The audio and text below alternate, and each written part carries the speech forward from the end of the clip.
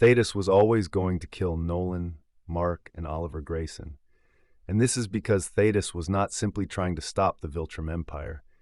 He was determined to erase it completely, including all Viltrumite life, because he believed this was necessary to guarantee peace in the universe. It was simply a problem of when and how to get it done. That the universe will never be safe until all Viltrumite life is ended.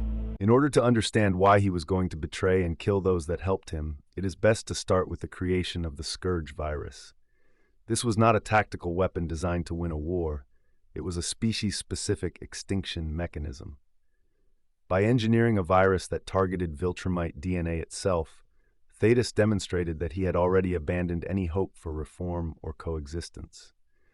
The Viltrumites, in his view, were not simply a political or cultural problem. They were a biological threat. That distinction is crucial. Political systems can be dismantled, ideologies can evolve, and individuals can change. But biology, especially one tied to overwhelming power and imperial conditioning, is far more difficult to fix. His decision to weaponize genetics shows that he believed the danger was inherent and irreversible. Thaedus also created the virus using his own DNA. This act carries enormous symbolic and practical weight. It suggests that he did not see himself as an exception. What is that? The Scourge virus, because I was the one who created it.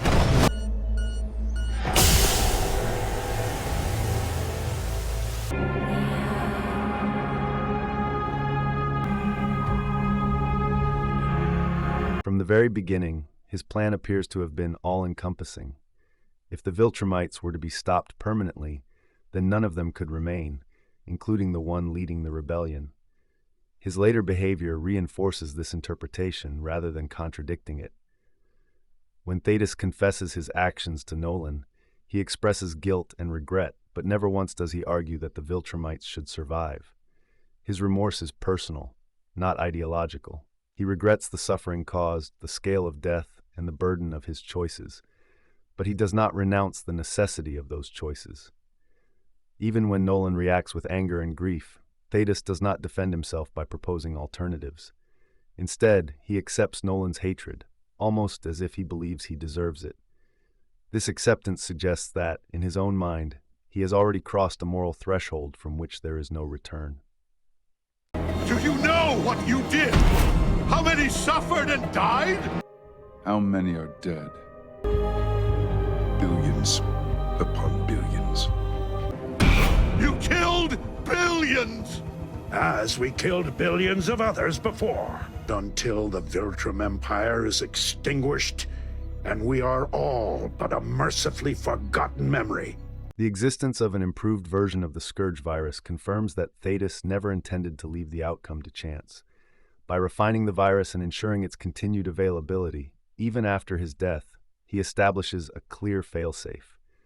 The fact that he creates one and entrusts it to Alan shows that he anticipated the possibility of Viltrumites living beyond the war. And in that scenario, his solution remains unchanged. Eliminate them all, regardless of the cost. What makes this even more extreme is the implication that the improved virus could be lethal to humans as well. At this point, his goal is not simply to protect the galaxy in the short term, but to guarantee its safety in the long term, even if that requires catastrophic sacrifice. Entire worlds, including Earth, become acceptable collateral damage if it means preventing the resurgence of a Viltrumite empire. This is the thinking of someone who has reduced the problem to a single variable. Viltrumites must not exist. I only hesitated to use it because it may also strike down those with similar genetics. Must be that. I will use it. Only if I see no other way to subdue the Empire. Use the Scourge virus to finish what I started. Every last Viltrumite must die. Throughout his interaction with Nolan before the fight with Thrag, he never clearly addresses the status of Mark and Oliver, two individuals who represent a potential future where Viltrumite power is tempered by human empathy. If there were ever a case for preserving part of the Viltrumite legacy, it would be them. Yet Thaedus remains conspicuously silent. He does not reassure Nolan that they are safe, Nor does he outline a plan to spare them or the other Viltrumites, even if they kill Thrag or even if they surrender. This omission is not accidental. It implies that, within his broader strategy, even Mark and Oliver fall under the same category as every other Viltrumite, a risk that cannot be tolerated indefinitely. This silence becomes even more significant when viewed alongside the structure of his overall plan. Thaedus does not rely solely on the Scourge virus. Instead, he orchestrates a massive interstellar war between the Coalition and the Viltrum Empire. Mark and Oliver are part Viltrumite, too. Everyone? This is why we need you, Nolan. And your son. Mark is already a part of this. The strategy of Thaedus isn't just about winning a war, it's about engineering extinction. While the conflict appears to be a necessary stand against the Viltrum Empire, he understands it as something far more calculated, a brutal process of attrition designed to systematically erode their numbers. If Viltrumites kill each other or are killed in battle, the burden on the virus is reduced. Every casualty brings Thaedus closer to total eradication without requiring him to deploy his final weapon prematurely. In the mind of Thaedus, the ideal outcome is that figures like Mark Grayson, Nolan Grayson, and Thrag destroy each other in the process, saving him the trouble and risk of direct intervention. The worst-case scenario in this war is that the Viltrumites would go into hiding or that there are some survivors.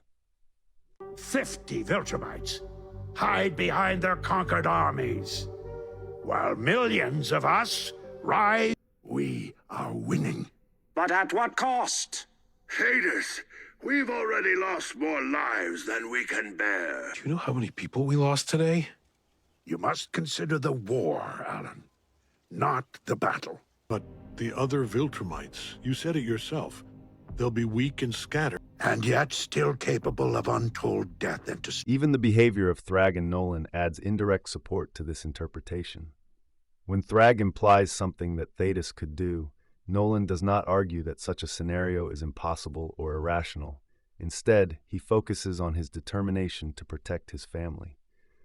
This suggests that Nolan understands at some level that Thaedus could pose a danger to Mark and Oliver. His lack of outright dismissal implies an awareness that Thaedus's endgame does not include exceptions, even for those who have rejected Viltrumite ideology. And also Nolan's idea of surrender is surprisingly idealistic of him, and also inconsistent with everything Thaedus represents. He never outlines a framework for integrating Viltrumites into a peaceful galactic society. There is no mention of rehabilitation programs, cultural reform, or long-term containment strategies. His worldview leaves no room for such solutions because it is rooted in the belief that the threat is intrinsic. Do you think Thaedus will be as kind to them if he wins this war? Remember, Thrag's death is the only thing that matters. Your family's destruction. I won't let him hurt my family. Extinction. Agree to terms, and I will stop this, no matter what Thaedus wants. I will not risk even the smallest chance their empire could rise again. Even his own existence, as a Viltrumite, was part of the problem he sought to solve. Once all Viltrumites were gone, including himself, the galaxy would finally be free of the danger he believed was inevitable. Thaedus is not merely fighting a war against the Viltrum Empire. He is waging a war against the very idea that Viltrumites can be allowed to live. Because as long as one Viltrumite lives, then the possibility of conquest, domination, and destruction always exist. Thaedus is not going to kill all the Viltrumites, but then allow Nolan and Mark to live because every single decision he makes points toward a single, unwavering conclusion. Peace, in his eyes, is only possible in a universe where there are no Viltrumites left alive.